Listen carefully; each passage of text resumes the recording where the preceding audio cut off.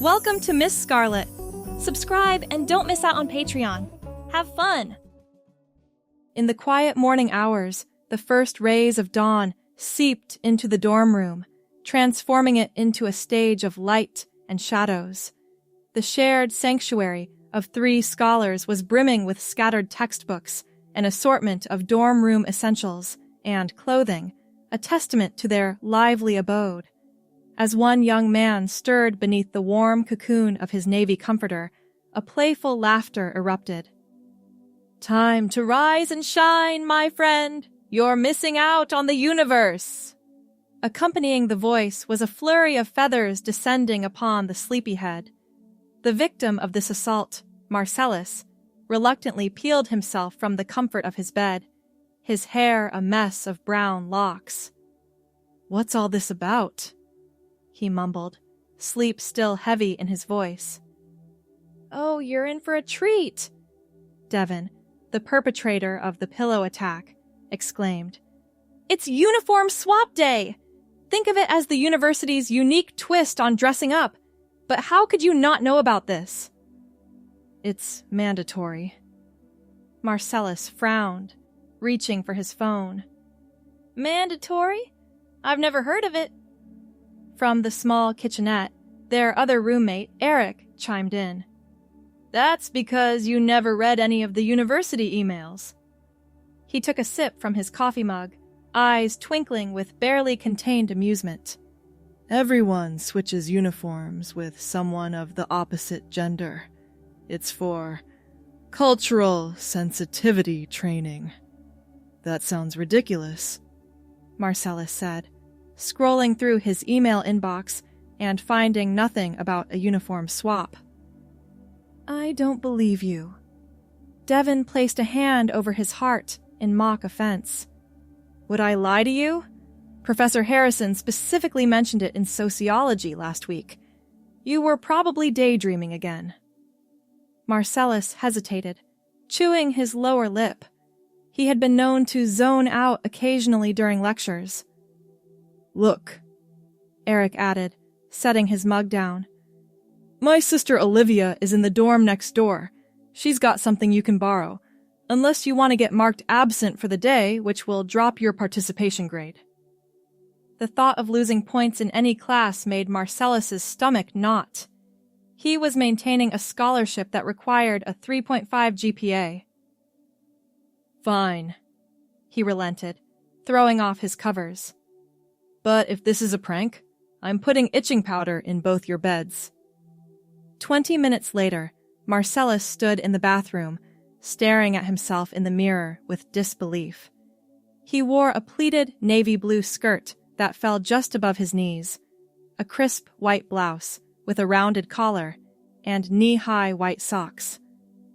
Olivia had delivered the outfit with a sympathetic smile that now, in retrospect, seemed suspicious.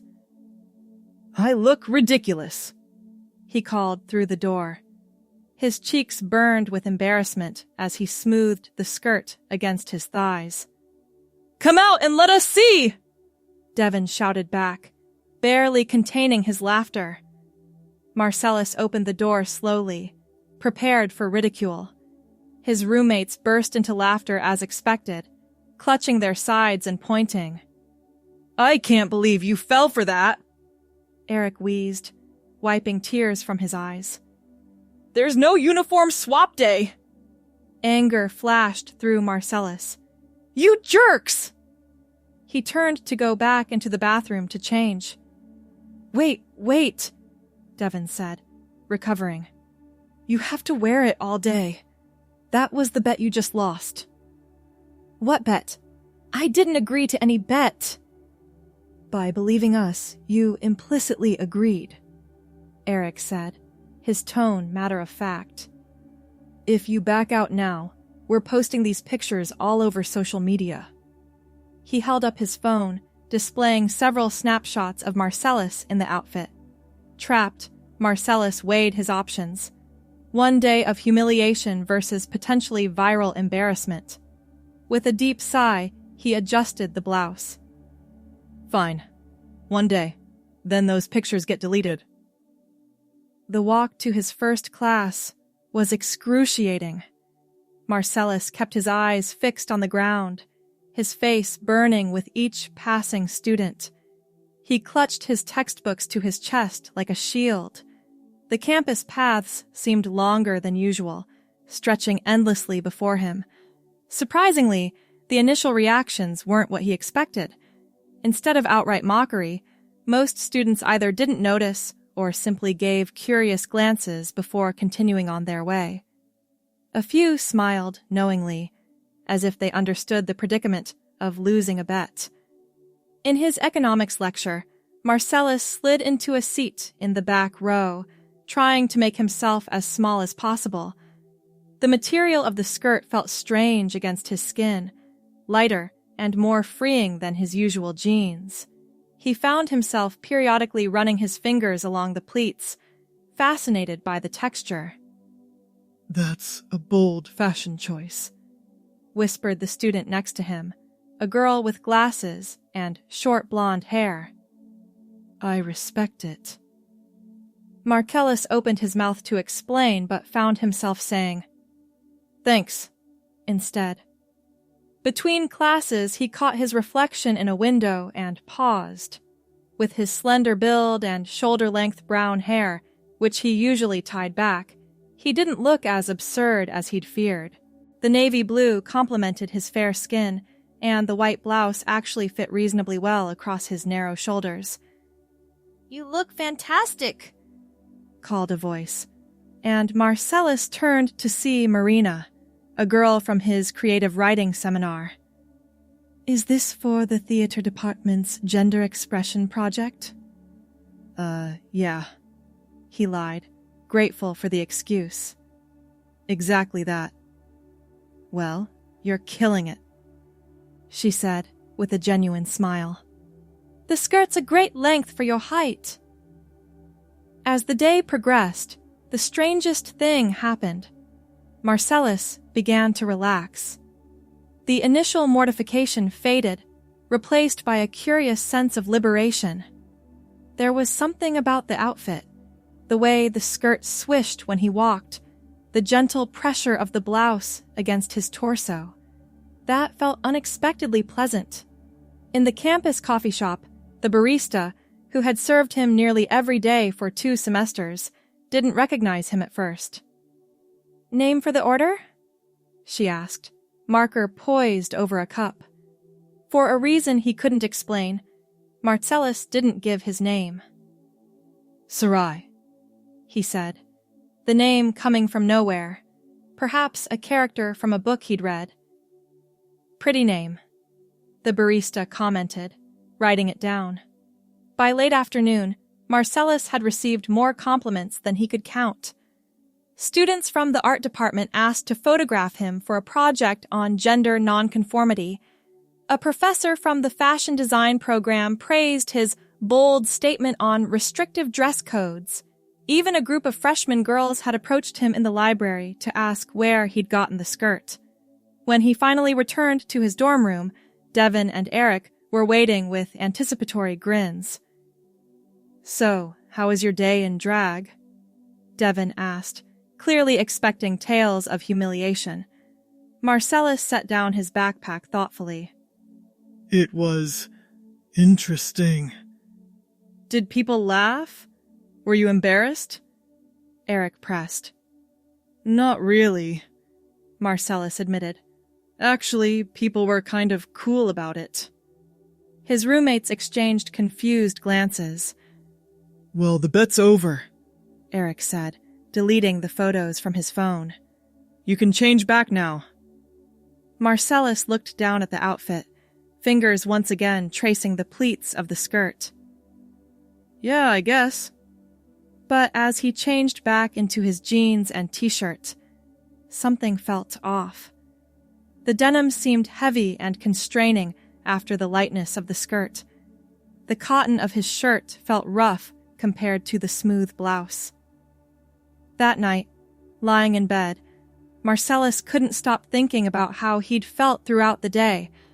Not just the physical comfort of the clothes, but the strange sense of rightness. as if he'd been wearing a costume his whole life, and for one day, he'd taken it off rather than put one on. The following weekend, Marcellus found himself in a thrift store on the edge of town, far from campus. He moved hesitantly through the women's section, eyeing a light blue A-line skirt with small white polka dots. After glancing around to ensure no one from university was nearby, he took it to the fitting room. When he slipped it on, that same sensation returned, a feeling of comfort, of alignment. He added a simple white blouse to his purchase, telling the cashier they were for his girlfriend. Back in his dorm, when his roommates were at a basketball game, Marcellus tried on his new outfit. Standing before the mirror, he carefully brushed out his brown hair, letting it fall loose around his shoulders instead of in its usual ponytail. The person staring back at him looked different, softer somehow, more authentic. Sarai, he whispered to his reflection, testing the name on his lips again. Over the following weeks, Marcellus developed a routine.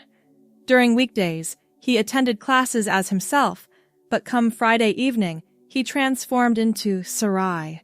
He would wait until his roommates left for their usual weekend parties, then change into one of his growing collection of skirts and blouses, all purchased from thrift stores or online shops with discreet packaging.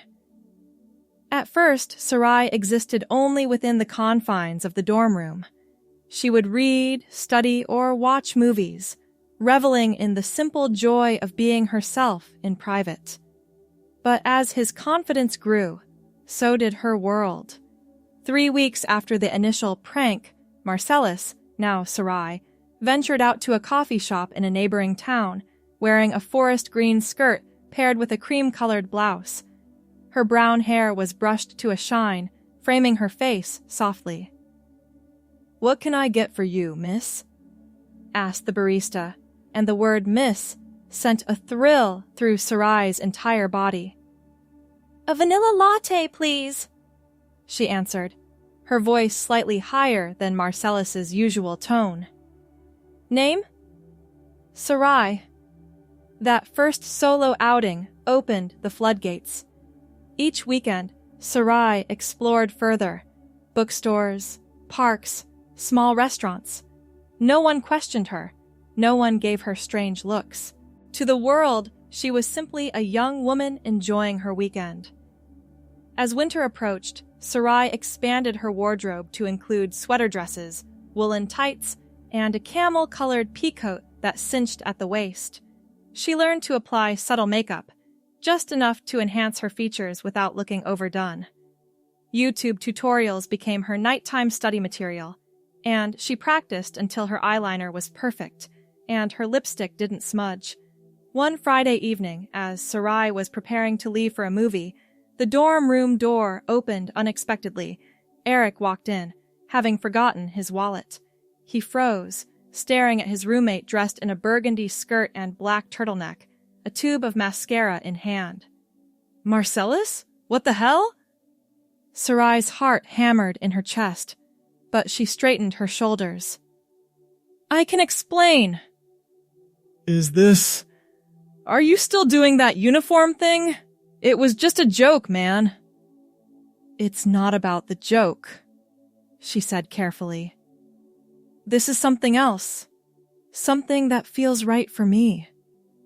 Eric's brow furrowed, but instead of the disgust or anger Sarai had feared, his expression was one of confusion and concern. "So, you're what? Crossdressing? Trans?" Sarai took a deep breath. "I'm figuring that out. But when I'm dressed like this, I go by Sarai." Eric nodded slowly, processing. Okay, Sarai. He tested the name cautiously. "Does Devin know?" "Nobody knows. You're the first." An awkward silence stretched between them until Eric cleared his throat. "Well, your mascara application needs work. You've got it all clumpy on the left eye." A surprised laugh escaped Sarai. Are you an expert now? My sister made me watch enough makeup tutorials with her, he said with a small smile. Look, this is unexpected, but you seem happier lately. More yourself, I guess. So, if this is why, then I don't know. Do what you need to do. Relief washed over Sarai. Thank you. Eric retrieved his wallet from his desk. Don't thank me yet. I'm still processing. But we're roommates and, more importantly, friends. That doesn't change. He paused at the door. And maybe give me a heads up next time so I can knock. After Eric left, Sarai sat on her bed, emotions swirling. The fear of discovery had always loomed over her weekend transformations, but now that someone knew, someone who hadn't reacted with rejection, a weight lifted from her shoulders. The following week, Eric kept his word. He didn't tell Devin, and he made a point to knock before entering the room on weekends. Occasionally, he would offer casual advice. That yellow doesn't work with your skin tone, or assist with a zipper Sarai couldn't reach. As finals approached, Sarai's weekend excursions became more limited, sacrificed for study time. But even during marathon study sessions, she remained Sarai, finding that she could focus better, think more clearly when she was authentic to herself. It was during one such study session, hunched over textbooks in the university library's quiet corner, that Sarai encountered Marina again. She had chosen a secluded spot specifically to avoid running into anyone who knew Marcellus, but Marina's study group had booked the adjacent table. Marcellus? Marina asked, doing a double take as she passed by. Wait, it is you, right? From creative writing? Sarai froze, pencil suspended over her notes. Hi, Marina. Marina slid into the chair opposite her, eyes wide with interest rather than judgment. So the theater project became something more, huh? I thought there was something special about you that day. It's complicated, Sarai admitted, her voice soft. Well, you look amazing, Marina said sincerely. That burgundy color really suits you. Brings out the warmth in your brown hair. Thank you. Sarai fidgeted with her pencil. I go by Sarai now, at least when I'm like this. Sarai, Marina repeated with a smile. It suits you better than Marcellus ever did. From that day, Marina became another ally. She invited Sarai to study sessions, introduced her to friends as my friend Sarai from creative writing, and never once made her feel like an oddity. As the semester came to a close, Sarai faced a dilemma. Winter break meant returning home to her parents for a month. The thought of spending 4 weeks as Marcellus exclusively felt suffocating. In their final creative writing class, Sarai, attending as Marcellus in jeans and a gray sweater, confided her concerns to Marina. Bring some things with you, Marina suggested. Even if you can only be Sarai in your bedroom, it's better than nothing. My parents would never understand, Sarai said, shaking her head. My dad is old-fashioned, and my mom follows his lead on everything. Marina considered this. What if you stayed here? The university allows students to remain in dorms during break if they have a valid reason. Like what? Like an internship. Marina's eyes lit up. My aunt owns a bookstore downtown and was just saying she needs holiday help. It won't pay much, but it's a real job. You could tell your parents you got an internship opportunity that might lead to post-graduation employment. The plan took shape quickly. Marina's aunt, a kind woman with purple-streaked gray hair and an extensive collection of vintage brooches, interviewed Sarai the next day and offered her the position immediately. Anyone who talks about books the way you do is welcome in my shop, she said warmly. And please, Wear whatever makes you comfortable. My customers appreciate authenticity. Marcellus called his parents that evening, explaining about the incredible opportunity he couldn't pass up. His father grumbled about missing family traditions, but ultimately agreed it was a smart career move. When Devin packed up to leave for break, he pulled Marcellus aside. Eric told me, he said quietly, about Sarai. Tension knotted in Marcellus's stomach. And nothing. I'm sorry about the uniform prank, but also kind of not sorry if it helped you figure stuff out. He punched Marcellus lightly on the shoulder. Just be happy, okay? And maybe get your own place next semester if you want more privacy. My cousin's moving off campus and his apartment will be available. The dorm emptied for break, leaving Sarai with the freedom to be herself full-time. The bookstore job was perfect, quiet, literary, and with customers who cared more about book recommendations than the gender of the person offering them. Marina's aunt, Vivian, became something of a mentor. She introduced Sarai to classic novels with themes of identity and transformation, shared stories of the downtown area's rich history of diversity, and occasionally brought in homemade scones that she insisted Sarai take home. You remind me of myself at your age, Vivian told her one slow afternoon, trying to figure out who you really are beneath all the expectations. Sarai, straightening a display of holiday-themed mysteries, looked up curiously. Were you also, not in the same way, Vivian clarified. But I spent my 20s trying to be the person my parents wanted. Business major, sensible boyfriend, predictable career path. I was miserable. Then, one day, I walked away from all of it, bought this bookstore, and started living for myself. She adjusted a crystal pendant that hung around her neck. The details are different, but the courage it takes is the same. The month passed in a blur of quiet contentment. Sarai developed a routine, mornings at the bookstore, afternoons exploring the nearly empty campus or reading in coffee shops, evenings cooking simple meals in the dorm kitchen that she now had entirely to herself. Her wardrobe expanded thoughtfully. No longer limited to weekend wear, she invested in comfortable day dresses, cardigans in jewel tones, and practical boots that worked well with tights. Her taste refined, gravitating toward classic styles that felt timeless and elegant rather than trendy.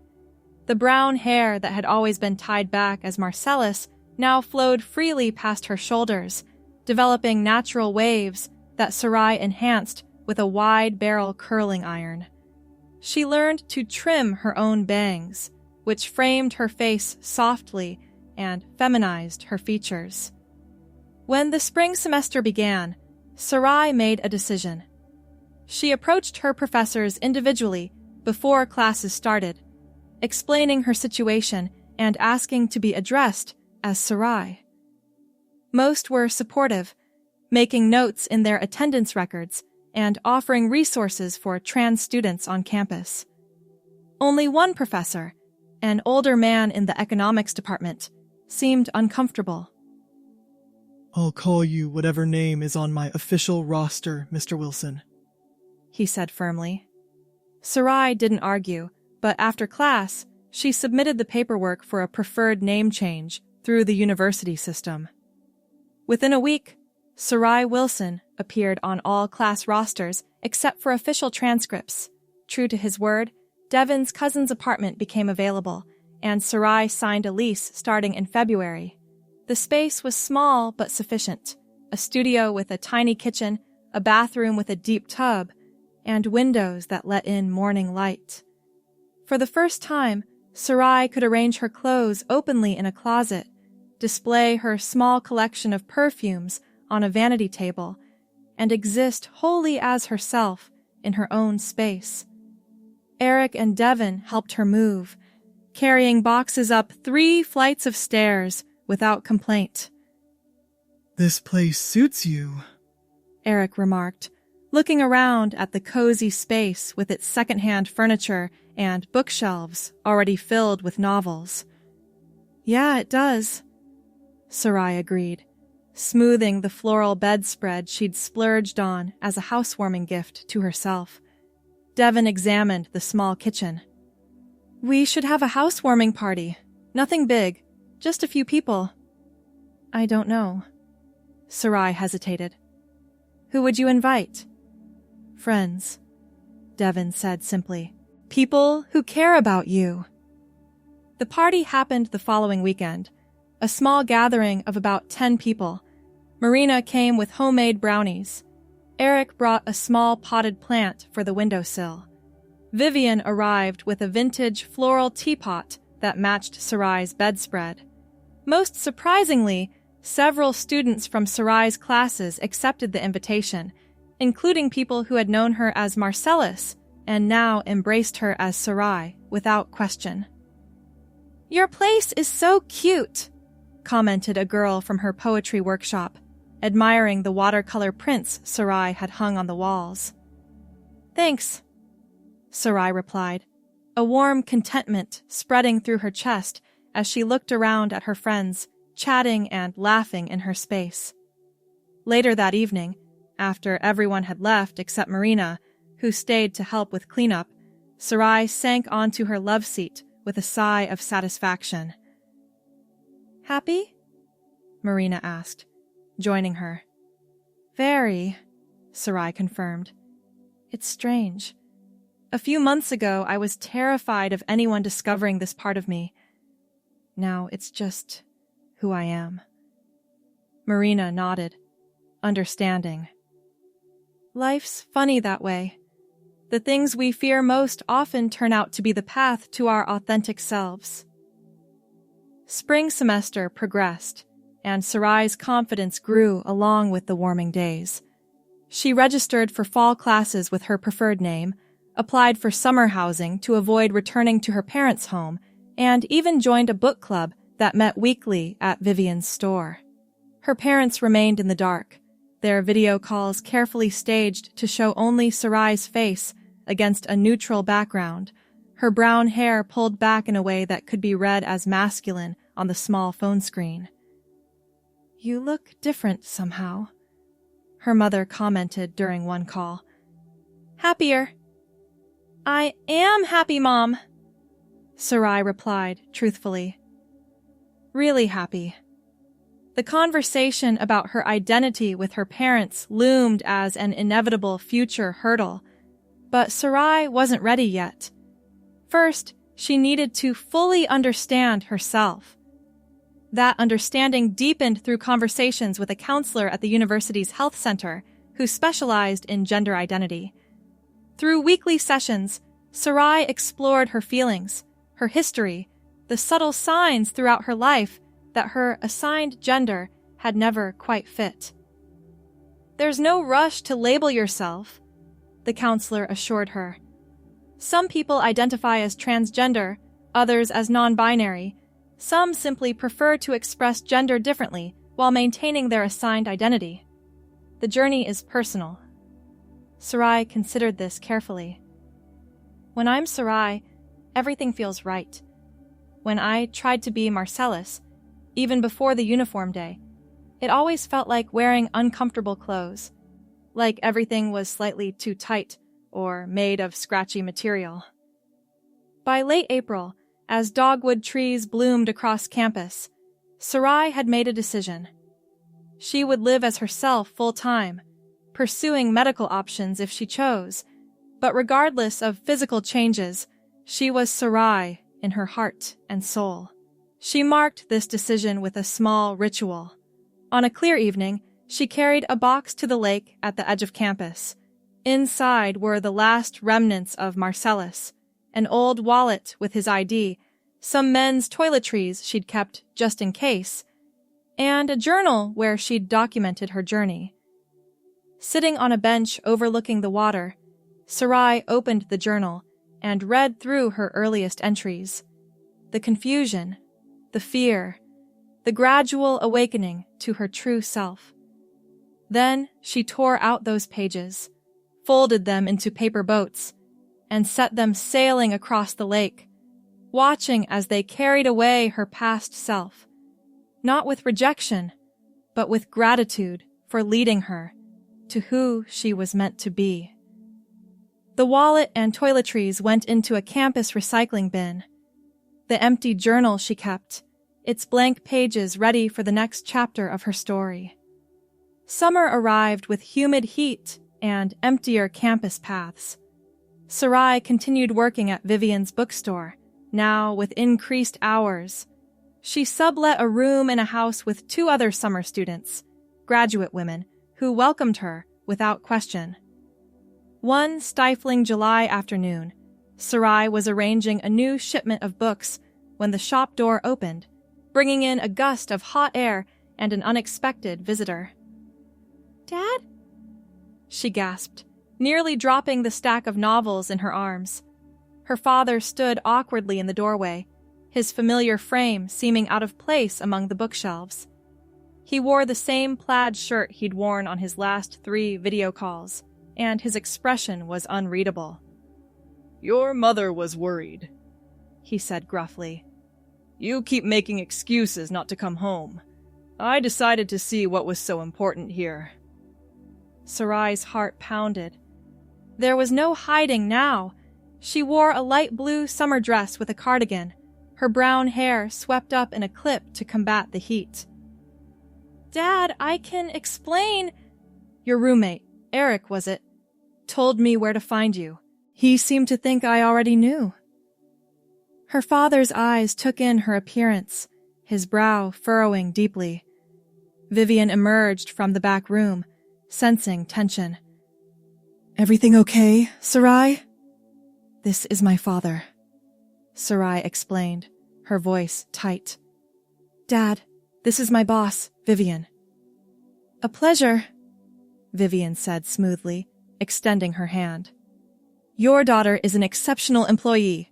We'd be lost without her." The word daughter hung in the air between them. Her father shook Vivian's hand mechanically, then turned back to Sarai. "We need to talk. Privately." Vivian gave Sarai a questioning look, silently offering an out if she needed one. "It's okay," Sarai assured her. "I can handle this." To her father, she added, "There's a park across the street. We can talk there." They walked in silence to a bench beneath an oak tree. Sarai sat with her hands folded in her lap, waiting. "What is this?" her father finally asked, gesturing vaguely at her appearance. "Some kind of phase? An experiment?" Sarai took a deep breath. "No, Dad. This is me. The real me. The real you is my son, Marcellus." "I was never really your son," Sarai said gently.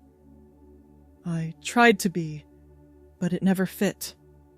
I'm your daughter." Her father's jaw tightened. "Is this why you wouldn't come home? You've been hiding this lifestyle?" "I'm not hiding anymore," Sarai replied, a calm strength in her voice that surprised even her. "I'm living authentically for the first time in my life." The conversation that followed was difficult, filled with her father's confusion, occasional anger, and attempts to rationalize or explain away her identity. Sarai remained steady, answering his questions patiently, refusing to be shamed or diminished. "Your mother will be devastated," he said finally, running a hand over his face. "Mom loves me," Sarai replied. "She said herself that I seem happier now. And I am, Dad. Truly happy."